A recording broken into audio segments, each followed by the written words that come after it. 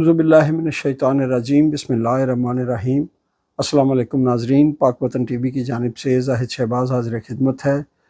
آج 4 اپریل کے حوالے سے میں آپ سے گفتگو کرنا چاہتا ہوں۔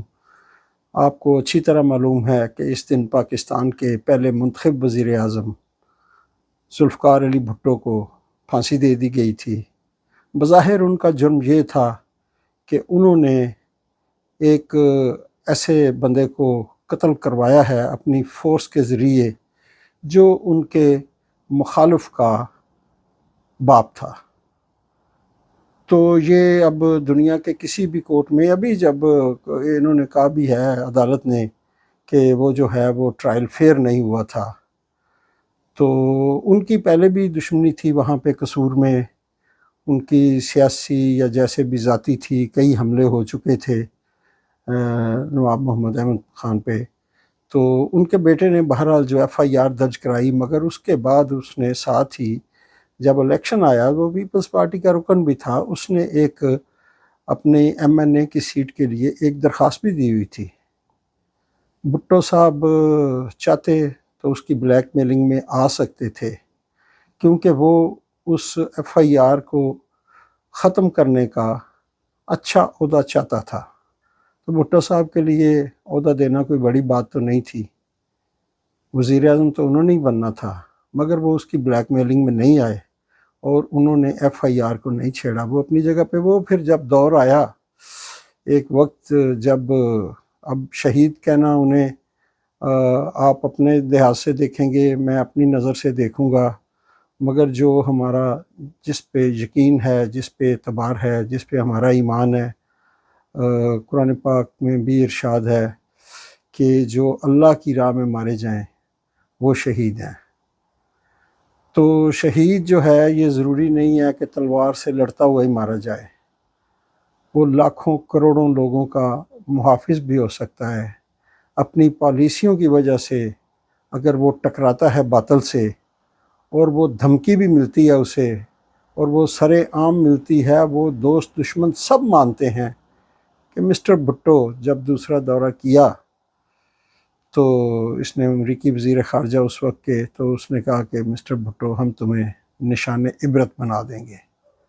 دیکھیں اسلامی کانفرنس جو ہوئی تھی اس کا سارا سلسلہ جو ہے وہ بھٹو صاحب مین لیڈرز میں تھے اس وقت، اور کیا سچویشن تھی کہ انہوں نے اپنا ایک طرف وزن جو ہے وہ رشیا کے پلڑے میں بھی رکھا ہوا تھا، وہ اٹھ کے تو امریکہ کی گود میں بیٹھنے کو تیار نہیں تھے، بلکہ وہ اسے مسلمانوں کا ایک جیسے الائی ہے ان کا اسرائیل، اس حوالے سے وہ اسے اپنا دشمن بھی مانتے تھے، اور انہوں نے جیسے کہ قراردادیں جو کشمیر کی تھیں وہ بھی یہاں سے انہوں نے پھاڑ کے ان کے منہ پہ ماری کہ مجھے جو ہے یہ تم جو ہے وہ چوسنی نہ دو، اور مجھے جو فیصلہ کرنا ہے وہ کرو تاکہ ہمارے مسائل جو ہیں حل ہوں۔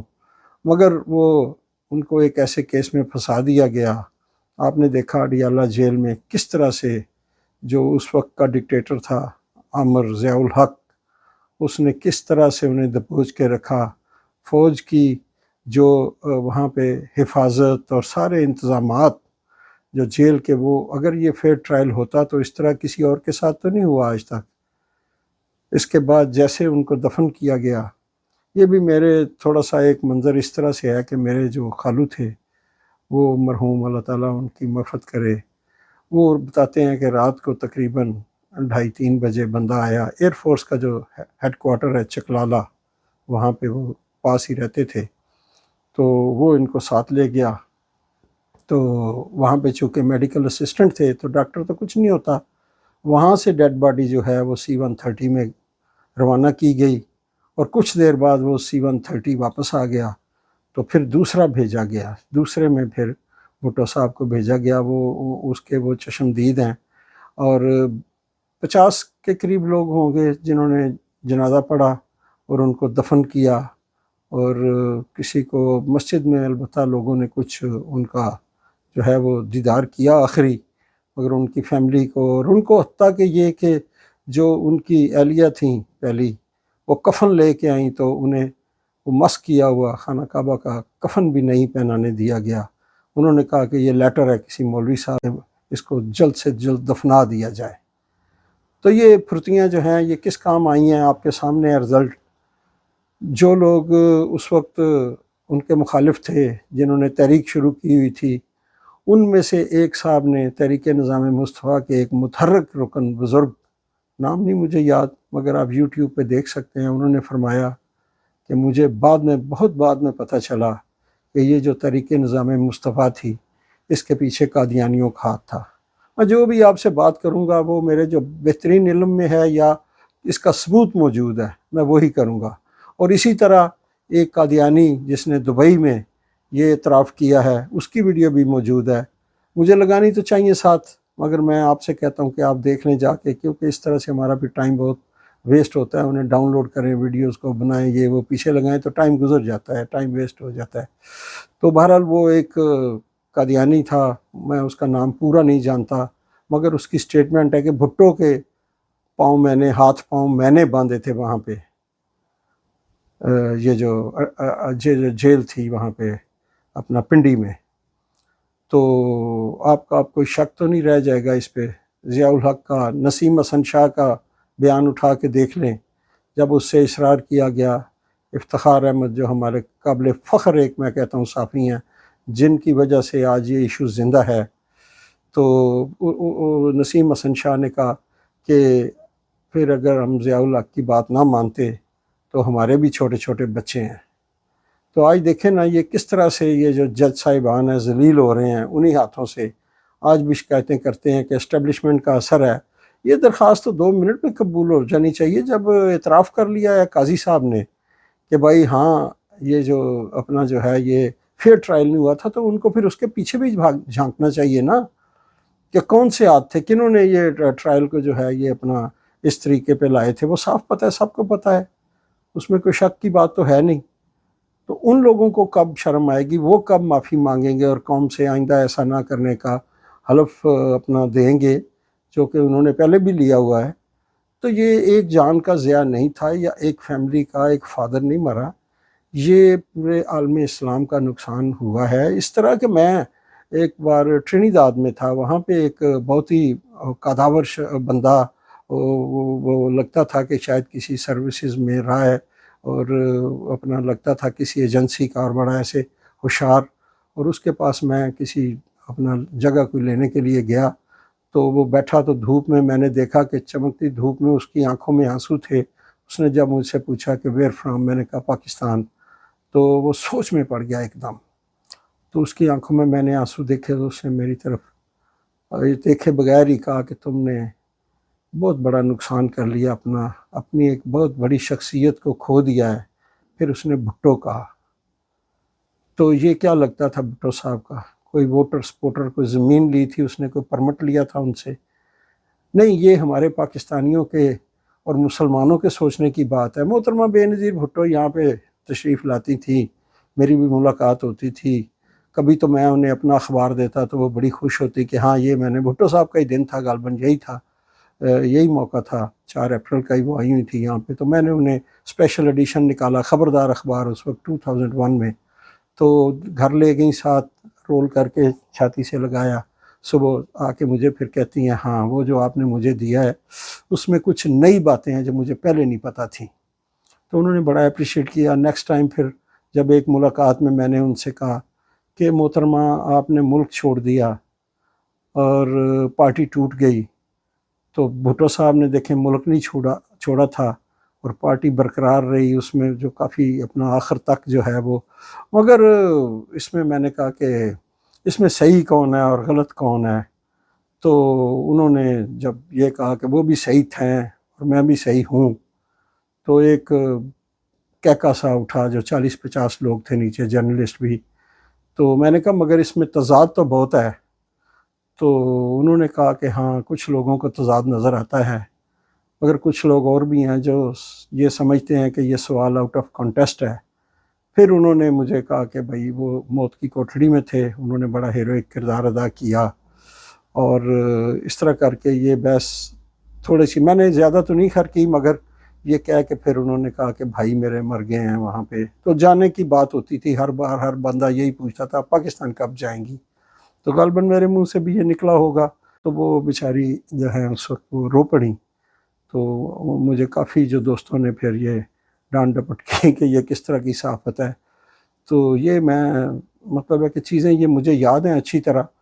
جب آپ نے اس چیز کو، جب بھی آپ دیکھیں کہ آج جو لوگ اس پہ ڈونلڈ لیو پہ یہ الزام لگاتے ہیں کہ اس نے ہمیں یہ دھمکی دی اور اس کی وجہ سے ہماری حکومت چلی گئی، تو وہ یہ کیوں نہیں یاد رکھتے کہ جب اس نے جو ان کا وزیر خارجہ تھا اس نے بھٹو صاحب کو کہا تھا کہ ہم تمہیں نشان عبرت بنا دیں گے، تو وہ اس میں کامیاب ہوئے یا نہیں ہوئے؟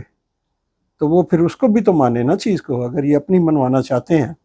ایک ہمارے دوست تھے نذیر صاحب، وہ یہاں پہ ڈرائیونگ اسکول چلاتے تھے. انہوں نے بتایا کہ جب میں محکمہ زراعت میں تھا تو میں نے ایک، ہمارے ڈپارٹمنٹ نے ایک پودا جو اس کا جو اپنا کپاس کا زیادہ کپاس دینے والا، وہ اس کی ہم نے رکھی. اس کو ہم نے جب دکھانا تھا لوگوں کو تو بھٹو صاحب نے آ کے اس کا افتتاح کیا. تو انہوں نے ہمارے ڈائریکٹر سے کہا کہ بھائی یہ کس نے بنایا؟ اس نے کہا جی میں نے. نہیں تم نے نہیں، وہ جس بندے نے بنایا یہ پودا اس کو لاؤ. تو وہ انہوں نے مجھے آگے کیا.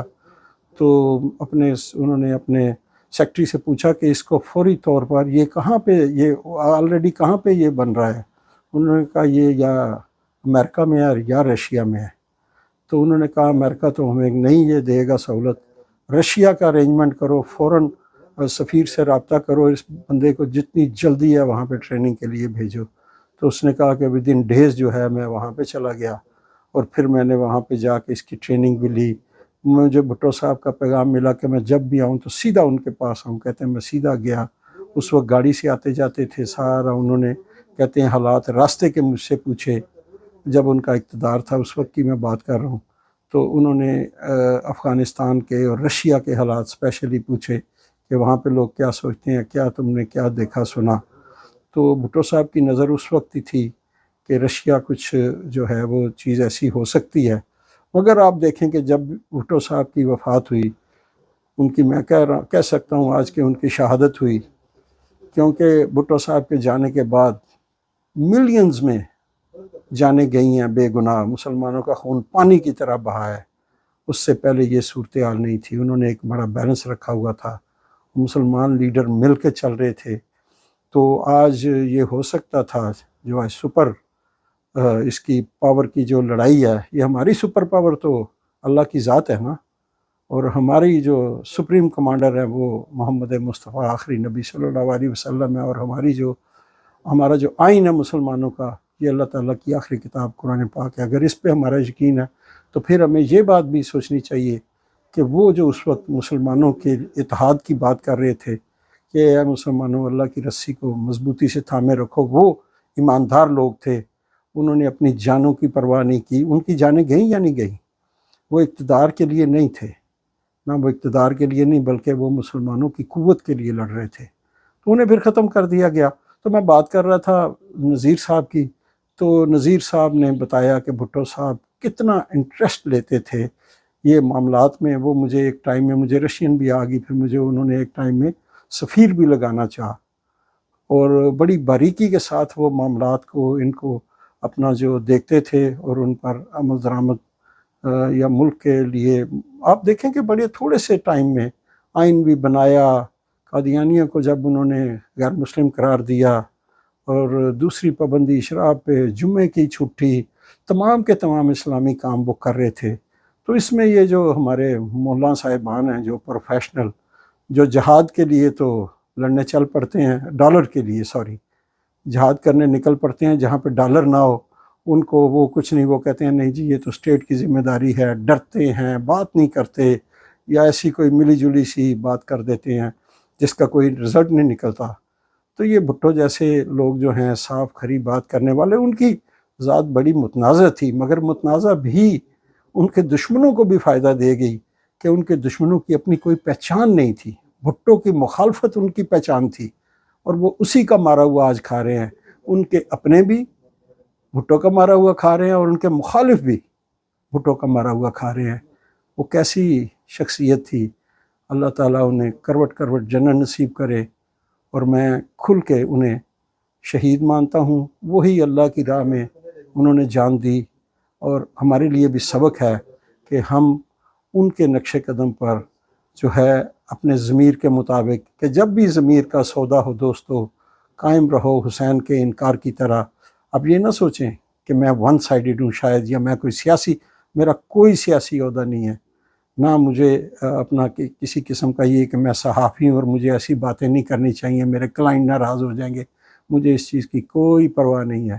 میں نے کل کو اللہ کو جان دینی ہے، جو کچھ میں نے صحیح سمجھا وہ میں نے آپ کے سامنے بیان کر دیا۔ زاہد شہباز کو اجازت دیجیے۔